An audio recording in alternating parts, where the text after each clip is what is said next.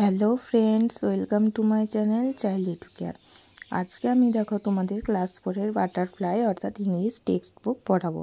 আগের দিন তোমাদের 8 লেসন শেষ করেছি, আজকে 9 লেসন শুরু করবো এবং অ্যাক্টিভিটি 1, 2 করাবো এবং স্টোরিটা কিছুটা পড়াবো।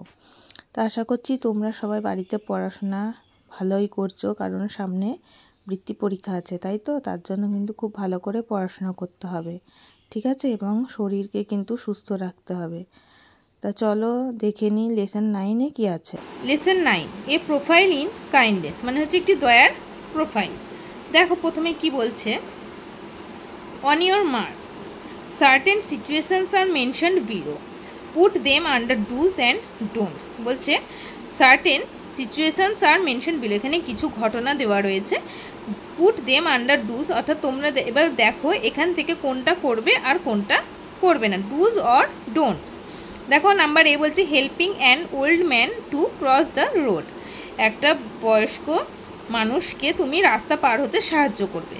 Number B throwing water at a dog, একটা কুকুরকে জলে ছুঁড়ে ফেলে দেবে। Giving food to a poor man, একটি দরিদ্র মানুষকে তুমি খাবার দেবে। Number D having tiffin without sharing it with your friends, বলছে কি having tiffin without sharing it with your friend, বন্ধুকে ভাগ না দিয়ে টিফিন খাওয়া।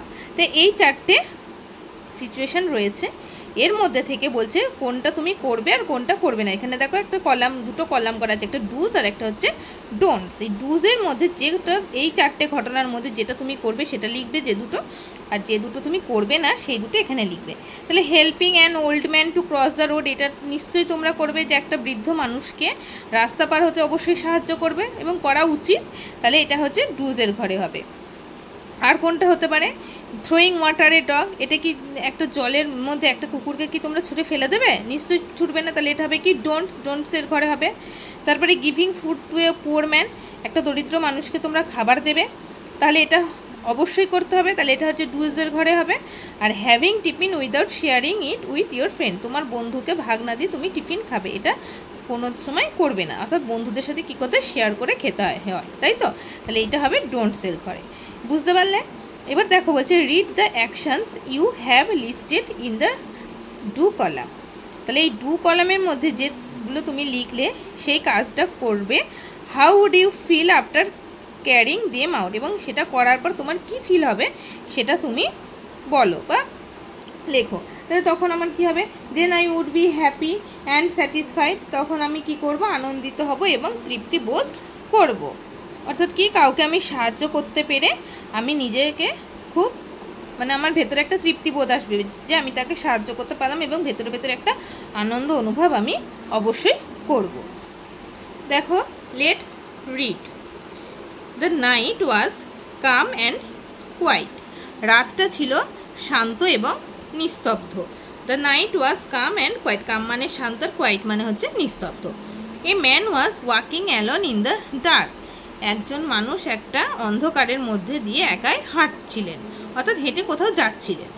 সাডেনলি হি হিয়ার্ড সাম চিলড্রেন ক্রাইং, হঠাৎ করে তিনি বাচ্চাদের কান্নার, কিছু বাচ্চার কান্নার আওয়াজ তিনি শুনতে পেলেন। The sound came from a nearby hut, এবং আওয়াজটা কোথা থেকে আসছে না, কাছে পিঠেরই কোনো একটা কুড়ে ঘর, হাট মানে কি কুড়ে ঘর, আর নিয়ার বাই মানে কাছে পিঠের কোনো কুড়ে ঘর থেকে সেই আওয়াজটা আসছে। দ্য ম্যান ওয়াজ কিউরিয়াস, মানুষটি কি হলো, একটা মানুষটার ভেতরে একটা কৌতূহল জাগলো যে তাহলে আওয়াজটা কোথা থেকে আসছে সেটা আমাকে জানতে হবে, এটাকে বলে কিউরিয়াস, অর্থাৎ কৌতূহল জাগলো। হি স এ ফেন্ট লাইট কামিং ফ্রম দ্য হাট, তিনি দেখতে পেলেন যে একটা কুড়ে ঘর থেকে একটা আবছা আলো আসছে। হি কেম ক্লোজ টু দ্য হাট, তিনি সেই কুড়ে ঘরের কাছে গেলেন। হি লিসেন্ড কেয়ারফুলি, এবং খুব যত্ন সহকারে বা তিনি মন দিয়ে সেই আওয়াজটা শুনলেন। এবার দেখো এখানে ওয়ার্ডটা বলছে কাম, কাম মানে কি বললাম, শান্ত, তাহলে এখানে হচ্ছে পিসফুল। কোয়াইট নিস্তব্ধ, soundless. Nearby, close by মানে কাছাকাছি, খুব কাছে। ফেন্ট মানে হচ্ছে আবছা, তার মানে ওয়ার্ডট্রাপ হচ্ছে কি বা সিনোনিম হচ্ছে ডিম। তাহলে এই ওয়ার্ডট্রাপগুলো তোমরা পড়বে। এবার বুঝতে পারলে গল্পের প্রথম স্টার্টিংটা, তাহলে একটা লোক, রাতটা ছিল কি খুব শান্ত এবং নিস্তব্ধ, একটা লোক সেই অন্ধকার দিয়ে হেঁটে যাচ্ছিলেন এবং তিনি সেখান দিয়ে যাওয়ার সময় কিছু বাচ্চার কান্নার আওয়াজ শুনতে পেলেন। সেই কান্নার আওয়াজটা তিনি কোথা থেকে শুনতে পেলেন? কাছে একটা কুঁড়ে ঘর থেকে। তখন লোকটার কৌতূহল হলো এবং তিনি দেখলেন যে সেই কুঁড়ে ঘর থেকে একটা আবছা আলো আসছে। তিনি সেই কুঁড়ে ঘরের কাছে গেলেন এবং খুব মন দিয়ে আওয়াজটা শুনতে লাগলেন। এবার অ্যাক্টিভিটি 1 দেখো কি বলছে, write T for true and F for false statements in the given boxes. এই স্টেটমেন্ট থেকে যেটা সত্যি সেটার বক্সে টি লিখবে এবং যেটা মিথ্যা অর্থাৎ ফলস তার জন্য বক্সে এফ লিখবে। তো নাম্বার এ কি বলছে, ইট ওয়াজ এ স্টর্মি নাইট। এটা কি একটি স্টর্মি নাইট ছিল? স্টর্মি মানে হচ্ছে ঝড়, তাহলে এটা কি একটি ঝড় বৃষ্টির ঝড়ের রাত ছিল? নিশ্চয়ই ছিল না। এটা কি ছিল? একটা শান্ত এবং নিস্তব্ধ। তাহলে এটা কি হবে? ফলস হবে। এখানে আমরা কি লিখবে? A. Number B, a man heard some children crying. একজন মানুষ তিনি কিছু বাচ্চার কান্নার আওয়াজ শুনতে পেয়েছিলেন। তাহলে এটা কি? সত্য। এটা হচ্ছে ট্রু অর্থাৎ T. Number C, the sound of crying was heard from a hut close by. কাছের একটা কুঁড়ে ঘর থেকে সেই কান্নার আওয়াজটা আসছিল। তাহলে এটাও সত্য। এটাও হবে কি? T. The man moved far away from the hut. লোকটি কি করেছিল? কুঁড়ে ঘর থেকে দূরে সরে গিয়েছিল। এটা কি সত্যি? এটা সত্যি না। তাহলে এটা হবে এফ অর্থাৎ ফলস। এবার নেক্সট দেখো অ্যাক্টিভিটি 2, হি লিসেন্ড কেয়ারফুলি। তিনি মন দিয়ে শুনলেন। What do you think the man was listening to? লোকটি কি শুনেছিল বলে তোমার মনে হয়? Discuss with your partner and tell the class. বন্ধুদের সাথে আলোচনা করো এবং ক্লাসে সেটা বলো যে তিনি মন দিয়ে কী শুনছিলেন। তোমাদের কি মনে হচ্ছে যে তিনি কি শুনেছিলেন সেটা তোমাদেরকে তোমার যে পার্টনার আছে বা সহপাঠী আছে তাদের সাথে আলোচনা করো এবং ক্লাসে বলো। তো দেখো এখানে কি মনে হতে পারে যে একটা ঘর থেকে যদি বাচ্চার কান্নার আওয়াজ আসে তাহলে আমরা কি বুঝবো? যে কেউ হয়তো কোনো বাচ্চাকে কিডন্যাপ করে নিয়ে গেছে, তারা হয়তো কাঁদতে পারে, বা কোনো বাচ্চার খিদে পেয়েছে সেটাও হয়তো কাঁদতে সে তার জন্যও কাঁদতে পারে। তাহলে আমরা তো এখনও গল্পটা পড়িনি, তাহলে আমাদের মনের মধ্যে বিভিন্ন রকমের জিনিস আসতে পারে। তো তোমাদের মনে যেটা আসতে পারে তোমরা সেটা বলবে। এবার চলো নেক্সট গল্পে কি আছে দেখি। লেটস কন্টিনিউ করি। চলো দেখো, the man heard A women talking to the children. তাহলে লোকটি তখন ওই কুঁড়ে ঘরের কাছে গিয়ে কী শুনলো? মন দিয়ে যখন শুনছে তখন শুনলো যে একজন ওমেন সে কিনা তার বাচ্চাদের সঙ্গে কথা বলছে। ডোন্ট ক্রাই, কি বলছে? কাঁদিস না বা কেঁদো না। The rice will be ready soon she said. তিনি বললেন খুব তাড়াতাড়ি ভাত হয়ে যাবে। তাহলে the man looked inside the hut. লোকটি কী করলে? কুঁড়ে ঘরের ভেতরে দেখলেন। হি asked the women why are the children crying. তিনি তখন ওই মহিলাটাকে জিজ্ঞাসা করলেন যে বাচ্চাগুলো কেন কাঁদছে। The women replied. ওই মহিলা উত্তর দিল কি না, দে আর হাংরি। তারা ক্ষুধার্ত। I have nothing to feed them. আমি তাদেরকে কিছু খাওয়াতে পারিনি। The man saw that water was boiling in a pot. তখন লোকটি দেখলো যে দেখেছিল মানে ওখানে দেখেছিল যে এখানে একটা পাত্রের মধ্যে জল ফুটছে বা জলটা কি করছে? গরম করছে। But there was not a single grain of rice in it. কিন্তু তার ভেতরে একটাও চালের দানা নেই। তার মানে কি হচ্ছে? সেই পাত্র বা হাঁড়িটার মধ্যে শুধু জলই ফুটছে, তার মধ্যে কিন্তু একটাও চালের দানা নেই। তাই ভাত করতে গেলে তো চাল দিতে হয় নাকি? যে চাল লাগে সেই একটাও কিন্তু চাল নেই। তো দেখো, হি ওয়াজ সারপ্রাইজড। তিনি অবাক হয়ে গেলেন। He asked the women. তিনি ওই মহিলাকে জিজ্ঞাসা করলেন why then are you boiling water. তাহলে কেন জল ফোটাচ্ছেন? তখন কি করলো সেই লোকটা ওই মহিলাকে বলছে যে আপনি কেন শুধু শুধু জল ফোটাচ্ছেন? My children will believe I am cooking food for them. আমার বাচ্চারা কি বিশ্বাস করছে বা মনে করছে যে আমি তাদের জন্য রান্না করছি। তাহলে কতটা কষ্টের বলো তো? ভাবলেই কেমন একটা কষ্ট ভেতর অনুভব হচ্ছে যে তাদের কাছে চাল নেই আর বাচ্চারা ভাবছে কি মা তাদের জন্য রান্না করছে, তাই না? তাহলে শুধু জলই ফুটাচ্ছে কিন্তু তার কাছে একটুও চাল নেই যে তাদেরকে সে ভাত রান্না করে দেবে। দেন দে উইল স্টপ ক্রাইং। তারপরে তারা কান্না থামালো। Replied the women. এই মহিলা উত্তর দিল। তাহলে কি বলল? যে বাচ্চারা বিশ্বাস করছে যে তিনি রান্না করছেন। এটা বলার পর সেই বাচ্চারা কি করলো? কান্নাটা থামিয়ে দিল। তাহলে জানছে যে মা রান্না করছে, ভাত এক্ষুনি হয়ে যাবে, আমরা তখন খেতে পাবো। এই বলে তারা কান্নাটা থামিয়ে দিল। She hope they would fall asleep and forget their hunger. আর তিনি আশা করেছিল যে কি বাচ্চারা এইভাবে হয়তো কাঁদতে কাঁদতে ঘুমিয়ে পড়বে, অর্থাৎ ঘুম এসে যাবে এবং তারা খিদের কথা ভুলে যাবে। Tears field the eyes of the man. লোকটির চোখ জলে ভরে গেল। এই কথাটা শুনে তখন ওই যে লোকটা দেখছিল বা তার সাথে কথা বলছিল তার চোখটা জলে ভরে উঠল। He at once went back to his house.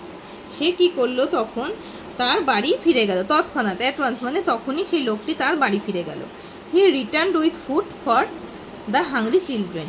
সে ওই ক্ষুধার্ত বাচ্চাগুলোর জন্য খাবার নিয়ে আবার ফিরে আসলেন। He then promise to look after them throughout his life. তখন তিনি কি করলেন, তাদেরকে প্রতিশ্রুতি অর্থাৎ প্রমিস করলেন যে হিজ লাইফ অর্থাৎ থ্রু আউট হিজ লাইফ, তার সে যতদিন থাকবে মানে সে জীবন ভরে তাদেরকে দেখাশোনা করবে। This incident took place in Hooghly over 200 years এগো। এই ঘটনাটা কোথাকার, হুগলিতে প্রায় 200 বছর আগের এই ঘটনাটা। দ্য কাইন্ড ম্যান ওয়াজ হাজি মোহাম্মদ মহসিন। এই সেই দয়ালু লোকটি কে ছিলেন, দয়ালু লোকটি ছিলেন হাজি মোহাম্মদ মহসিন। এই দয়ালু লোকটার নাম ছিল Haji Mohammad Mohsin. Many poor people were helped by him. অনেক দরিদ্র মানুষ তার দ্বারা সাহায্য পেয়েছিলেন বা অনেক দরিদ্র মানুষকে তিনি সাহায্য করেছিলেন। In 1732 Mohsin was born in a respectable family. তাহলে 1732 সালে মহসিন একটি গণ্যমান্য পরিবারে জন্মগ্রহণ করেন, অর্থাৎ সম্মানজনক রেসপেক্টেবল সম্মানজনক পরিবারে তিনি জন্মগ্রহণ করেন। হিজ ফাদার হাজি ফৈজুল্লাহ। তাহলে তার বাবা হাজি ফৈজুল্লাহ ওয়াজ এ অর্থাৎ ছিলেন একজন রিচ মার্চেন্ট। তাহলে তার বাবা হাজি ফৈজুল্লাহ ছিলেন কি ছিলেন, একজন ধনী ব্যবসায়ী ছিলেন। ইন হিজ চাইল্ডহুড, তার ছোটোবেলায় মহসিন ওয়াজ টট বাই মৌলবী আগা সিরাজি। ছেলেবেলায় কি করেছিল, তাহলে মহসিন এই মৌলবী আগা সিরাজের কাছ থেকে শিক্ষা নিয়েছিলেন বা শিক্ষা লাভ করেছিলেন। He had a great influence on Mohsin. তিনি এই মহসিনের ওপর মহান প্রভাব ফেলেছিলেন। In had a large property. মহসিনের একটা বিশাল প্রপার্টি বা সম্পত্তি ছিল। He used his riches for helping the poor. তিনি কি করতেন, তার এই সম্পত্তি দরিদ্র মানুষদেরকে সাহায্যের জন্য ব্যবহার করতেন। He looked after the sick and the needy. তিনি কাদের দেখতেন, তিনি অসুস্থ এবং খুব দরিদ্র বা যাদের প্রয়োজন সেই প্রয়োজনীয় মানুষদের তিনি দেখাশোনা করতেন। Mohsin was well read too. Mohsin বিদ্বানও ছিলেন, অর্থাৎ খুব ভালো পড়াশোনা তিনি জানতেন। He had knowledge of Arabic, Persian and Sanskrit. তিনি আরবিক, পার্সিয়ান এবং সংস্কৃতেরও বিষয়েও তার প্রচণ্ড পরিমাণে জ্ঞান ছিল। তাহলে এই হলো আমাদের গল্পটা। বুঝতে পারলে সবাই বাড়িতে কিন্তু খুব ভালো করে রিডিং করবে এবং মানে বুঝবে। এবার এখানে ওয়ার্ড ট্র্যাপগুলো দেখো। তো থ্রু আউট মানে কি বললাম, আগাগোড়া, অল থ্রু। ইনসিডেন্ট মানে ঘটনা, ইভেন্ট। রেসপেক্টেবল মানে কি, গণ্যমান্য অর্থাৎ অনারেবল। মার্চেন্ট মানে কি বলো, মার্চেন্ট মানে হচ্ছে ব্যবসায়ী। দেখো বলছে persons who sells and buys good, একজন ব্যক্তি যিনি কিনা জিনিসপত্র কেনাবেচা করেন। ইনফ্লুয়েন্স মানে হচ্ছে প্রভাব, the effect that somebody has on another person. এখানে এফেক্ট বলতে বোঝা যাচ্ছে কি না, একজনের দ্বারা আর একজনের উপর প্রভাব পড়া। Property, materials, objects owned by someone. Property মানে হচ্ছে এখানে সম্পত্তি বোঝাচ্ছে। নলেজ জ্ঞান, ইনফরমেশন অ্যান্ড আন্ডারস্ট্যান্ডিং। তাহলে এই গেল আমার ওয়ার্ড ট্র্যাপ। আজকের পড়াটা এই পর্যন্তই থাকলো। তোমরা এটা গল্পটা অবশ্যই ভালো করে রিডিং করবে, ওয়ার্ড ট্র্যাপগুলো বুঝবে, পড়বে এবং গল্পের মানেটাও ভালো করে বুঝে পড়বে। আজকের ভিডিওটা এই পর্যন্তই থাকলো। নেক্সট ক্লাসে অ্যাক্টিভিটি 3 থেকে আমরা শুরু করব। সবাই ভালো থেকো।